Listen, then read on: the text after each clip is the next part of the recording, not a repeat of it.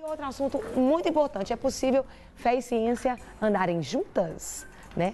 Para a jornalista teóloga Cristina Belloni Alencar, é sim, e é isso que ela nos mostra no livro Derrubando Mitos, que está aqui nas minhas mãos, que eu já estou aqui conversando com ela, aqui compartilhando nos bastidores, tirando dúvidas. Querida, seja bem-vinda, Cristina, que honra Obrigada. ter você aqui. A honra é minha. E aqui, eu quero que a gente já entre, porque esse tema é muito interessante. Eu queria que você falasse um pouquinho, tem alguns pontos principais no livro. Sim. Um deles fala que é da polêmica das teorias científicas. Sim. Criação, evolução, design inteligente. Fala um pouquinho pra gente, Cris. Nós vivemos um tempo muito importante, né? Principalmente para a igreja, porque agora temos a teoria do design inteligente, Sim. entrando nessa batalha para levar a verdade científica para as escolas e para as universidades. Porque até então, tudo que os estudantes podem ver é sobre a teoria da evolução. Certo. Como se fosse uma ditadura evolucionista, né? Os alunos não têm a possibilidade de fazer comparações com as demais teorias que existem, né? Sim. Então a teoria do design inteligente, ela chega agora para abrir a mente das pessoas e mostrar que realmente existe um criador, né? Um designer muito inteligente, Super. né? E trazendo Deus de volta para a ciência. Entendi. Tem um outro ponto também, que é o mito dos 10% do cérebro, que usamos 100%. Como é que é isso? 100%. Explica pra gente. No nosso século já a neurociência provou que nós usamos o cérebro em sua totalidade, né? Então essa questão aí de que usamos só 10% do cérebro é uma coisa bem recente, não chega a 200 anos que se fala sobre isso, mas é um mito. Nada foi provado. Agora, a neurociência conseguiu provar através de tomografias, ressonâncias magnéticas, que nós usamos 100% do cérebro. E a Bíblia confirma isso, porque a Bíblia diz que nós temos a mente de Cristo. Sim. E a mente de Cristo não é uma mente limitada. Tem que dar muitos frutos, né? Muito. Tem um outro ponto sobre a Torre de Babel. Conta pra gente. Essa aqui eu perguntei pra ela nos bastidores e ela me explicou, muito interessante. É aquele mito de que antigamente não havia tecnologia o suficiente para que eles construíssem uma torre da altura que eles imaginavam, Sim. né? E Que na ia tocar o verdade, céu. que ia tocar o céu. E na verdade era sim uma tecnologia avançada, era a tecnologia da Mesopotâmia. Sim. E eles fizeram o quê? Como diz a Bíblia, né? Vamos queimar os tijolos, essa era a técnica. Sim. Então, em vez de ser o tijolo queimado ao sol, era um tijolo queimado em forno a 800 graus durante 24 horas e tornava, então, o tijolo 7 vezes mais resistente do que ele era.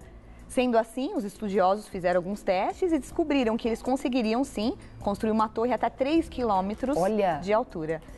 E até os dias de hoje, os prédios mais altos do mundo não chegam a 1 quilômetro, né? No máximo a 1 quilômetro, mas não passa disso ainda. Sim, sim. Então, a gente começa a fazer uma comparação, né, da forma como eles usavam sua sabedoria naquela verdade. época. Não é porque usamos de forma diferente que eles eram menos sábios ou tinha menos tecnologia. Simplesmente era diferente. E tem uma que fala que as pessoas, elas leem a Bíblia sem entender, vivem textos fora de contexto. Sim, a gente vê muito isso, infelizmente, nas igrejas nos dias de hoje.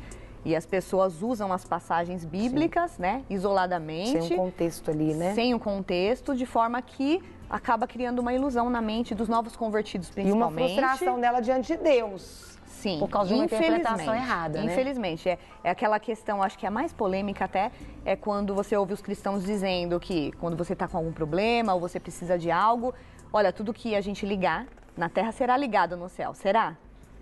Né? Fica aí uma questão. Por quê? O contexto não é esse. O contexto não estava falando de desejos humanos ou de necessidades humanas. Jesus estava falando de alguns problemas que estavam ocorrendo dentro da igreja. Então, esse ligar ou desligar seria ligar ou desligar pessoas do reino. Através do quê? Da palavra. Então, se a pessoa ler com mais cuidado todo esse contexto bíblico, vai entender que não é bem assim. Não é uma oração que vai ligar um desejo meu ao céu e Deus vai realizar. Até porque Tiago fala que você ora e não recebe porque você ora, pede mal. Pede para as suas coisas egoístas. Tiago mesmo vem falar, né, refutar isso. E tem um também que eu queria que você falasse, Cris, que é possível que os dinossauros tenham entrado na arca. Sim. Infelizmente, há muitas dúvidas ainda em relação a isso, mas há muitos estudiosos e cientistas nos ajudando agora nesse sentido. O que eles descobriram foi o seguinte: os dinossauros, existem 58 espécies, tipos básicos de dinossauros. O restante são diversidades, as variações, isso não conta. Então, se você contar tipos básicos, que foi o que Deus mandou entrar na arca, que é a palavrinha no hebraico é baramim, então seria aquele tipo. Um exemplo bem simples, o cachorro. Você não vai pegar toda a raça de cachorro e levar para a arca, você vai pegar a espécie canina. Então, aconteceu mais ou menos isso. Sendo 58 tipos básicos de dinossauro, e a maioria de pequena estatura, porque o que a gente vê por aí é de filme hollywoodiano, não eram todos gigantes, todos os dinossauros, a espécie de dinossauros, caberia numa única sala da Arca de Noé. Olha que interessante. E essa teoria aí de Darwin? A teoria evolucionista, né? É o que é ensinado hoje nas escolas e os nossos jovens aprendem sobre o quê? Que viemos de uma sopa primordial, até os dias de hoje, que viemos do macaco, né? De uma forma bem simples falando, porque eles falam que temos um ancestral em comum com os macacos. Eu não tenho, não. Vai. Nem eu. Eu não vejo características, né? E também a gente não vê por aí os macacos ainda se transformando, meio macaco, meio humano. Então isso já é um mito, já foi refutado já há muito tempo. Infelizmente, o MEC, né, e as instituições de ensino não voltam atrás, não reconhecem que estão ensinando algo errado. Então, é um tempo especial que vivemos, de bastante informação, que devemos levar isso para as igrejas, para os jovens, para as universidades. Inclusive, a teoria do design inteligente agora tem um núcleo no Mackenzie, em São Paulo, e foi um avanço e uma conquista muito importante. Então, agora já temos, dentro de uma grande universidade, uma teoria que é diferente da evolucionista e que considera que Deus esteja dentro dessa equação. Isso aí. Necessidade de Deus no mundo científico. A necessidade de resgatar Deus. Uau! Muita necessidade, porque a gente está vendo aí uma geração onde muitos se dizem ateístas. A gente sabe que tem agora uma separação da fé com o mundo secular. Então, as pessoas, tudo que você fala que é relacionado a Deus, as pessoas colocam, né, uma tarja, religião. Então, não é nosso assunto, e não é bem isso. Né? Trazer Deus de volta para a ciência, para as escolas, para as universidades, é necessário. O ser humano está se perdendo a cada dia, nós estamos vendo, né? Cheio de ideologias aí e não leva em conta a palavra. Cristina, eu queria que você falasse, para a gente estar fechando, mais um ponto que você trabalha ali sobre a necessidade de derrubar os mitos para viver um evangelho verdadeiro. Principalmente na nossa teologia, na nossa igreja brasileira. É necessário que a gente venha conhecer realmente a palavra e entender que tudo que tem na Bíblia é pura sabedoria, né? E trazer isso para o ambiente das igrejas, que as pessoas sejam sábias, como a Bíblia nos instrui, que busquem a sabedoria de Deus, porque infelizmente ainda há um grande preconceito. E um ponto bem importante seria a igreja brasileira levar em conta e conhecer que existe uma igreja perseguida. Hoje em dia, mais de 50 países no mundo vivem um contexto de perseguição religiosa. Coisas que a gente não vê acontecer no Brasil porque somos muito livres, mas existem cristãos hoje sendo crucificados, presos, torturados.